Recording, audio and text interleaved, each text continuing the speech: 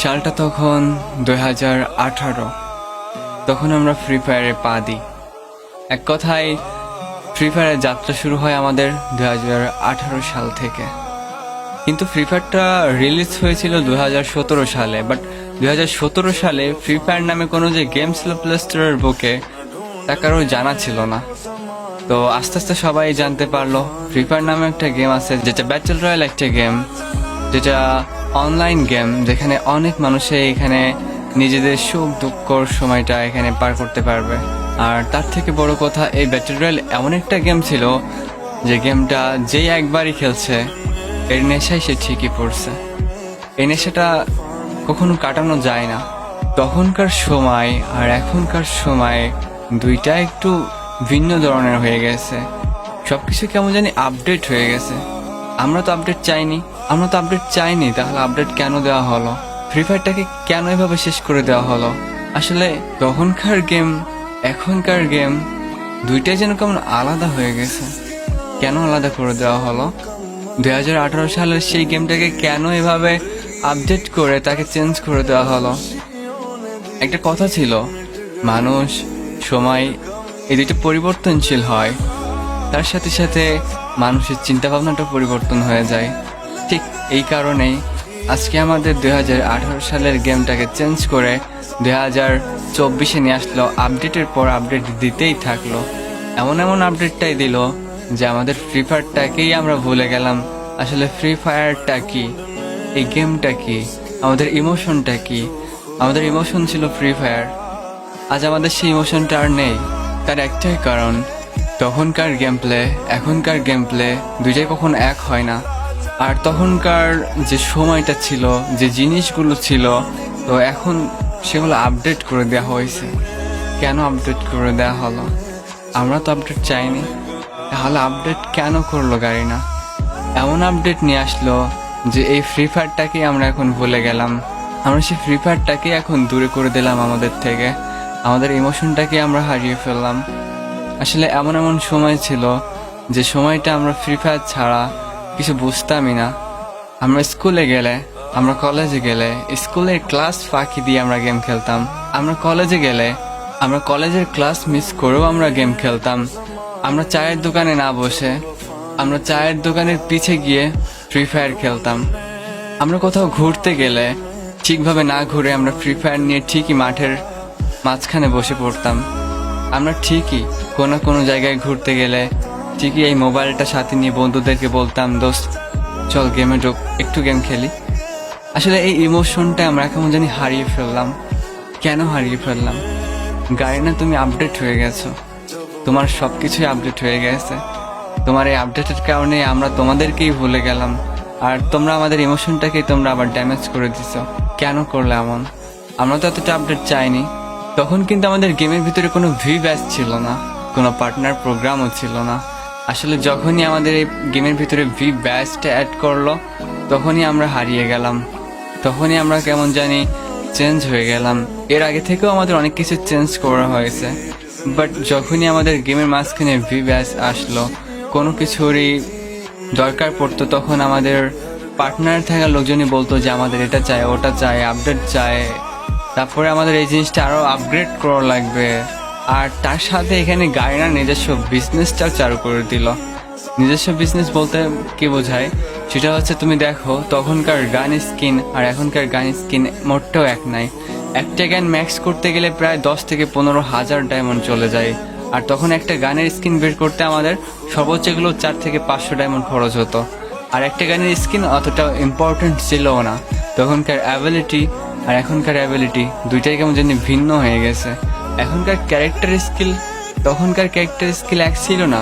তখন ক্যারেক্টার বলতে কি আমরা কি বোঝাই তো সেটাই জানতাম না, আসলে ক্যারেক্টারটা মূলত কি।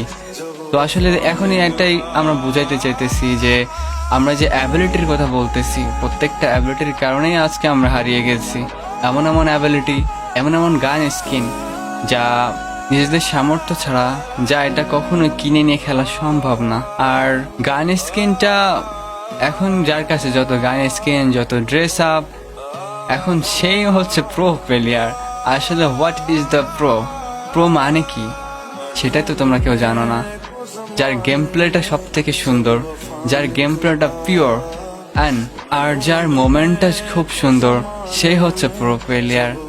আর এই সমস্ত pro player is not matter, I think. আমি তোমাদেরকে একটা জিনিসই বুঝাই, এই গেমটা যখন আসছিল 2018 সালে, তখন আমাদের সব সার্ভার প্রায় এক করে দেওয়া হয়েছিল। কেননা 2018 সালে যারা অ্যাকাউন্ট খুলছিল তাদের আইডি সিঙ্গাপুর সার্ভারেই ছিল। আর যখনই যেই গেম খেলতো না কেন, গেমের আইডি খোলার সাথে সিঙ্গাপুর সার্ভারে চলে গেছিল। তো সিঙ্গাপুর সার্ভার থেকে আমাদের ট্রান্সফার করে ইন্ডিয়া সার্ভারে দেওয়া হয়। কেননা আমাদের ওই সার্ভার ছিল ইন্ডিয়া, বাংলাদেশ আর নেপাল, আর হচ্ছে তোমার আরো একটা দেশ ছিল মনে হয়, আই থিঙ্ক পাকিস্তান, তা না হলে কোন একটা কান্ট্রি হবে। নেপালের প্লেয়াররাও ইন্ডিয়াতেই খেলতো।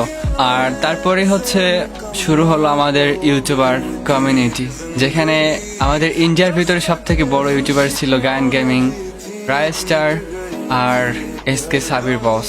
আর ইন্ডিয়ার ভিতরে সব থেকে আমাদের পপুলার নাম করা একটা ইউটিউবার ছিল, যার নাম ছিল এসকে সাবির বস। যে নামটা শুনলে সবাই টিমিং করতে চাইতো, যে নামটা শুনলে সবাই বলতো ভাই বিগ ফ্যান, ভাই বিগ ফ্যান, প্লিজ অ্যাড করেন। আর এই মানুষটা ম্যাচে পড়লে কিন্তু তখন সবাই একটা টার্গেট থাকতো যে ভাইয়ের সাথে আমরা মিট আপ করবো। তো এমন এমন সময় গেছিল যে আমাদের এই মোমেন্টগুলো, এই মুহূর্তগুলো আজকে আমরা ভুলে গেলাম। আজকে সেই সাবির বসকে আমরা এখন হারিয়ে ফেললাম। আসলে আজকে সেই সাবির বসটা কোথায়? আজ সে বস তো আমাদের কাছে আর নাই।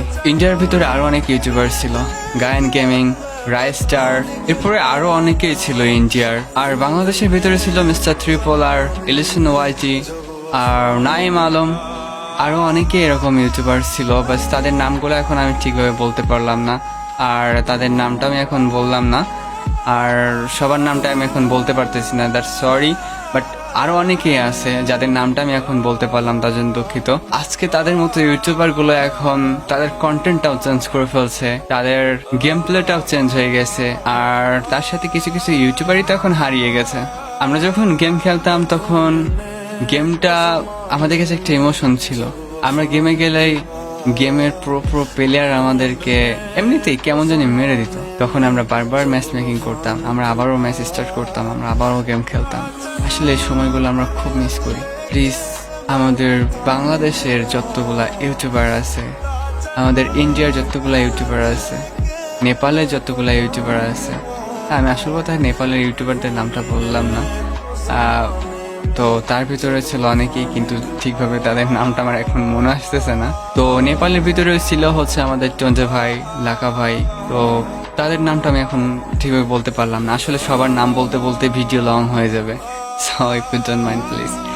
আর এখনকার এই যে ইউটিউবার বলো, ভিভ্যাজ বলো, আসলে এই ভিভ্যাজটার কারণেই মূলত আমাদের ফ্রি ফায়ারের আপডেট হয়ে যায়।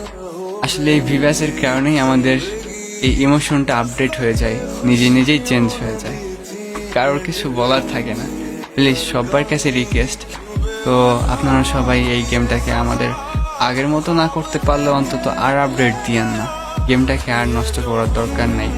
আমাদের ওল্ড পিকটাকে আমরা মিস করতেছি। পিকে যে ইমোশনটা আমাদের জমড়িয়েছিল, সেই জড়ানো পিকটাকে আমরা ফেরত চাই। পারবো কি না সেটা তো জানি না, কিন্তু আমাদের মনের ইচ্ছাটা ইচ্ছাই থেকে যাবে মনে হয়। আর এসব দেখার পরেই আমাদের আজ ওল্ড গেমারগুলো এখন গেমটাই ছেড়ে দিছে।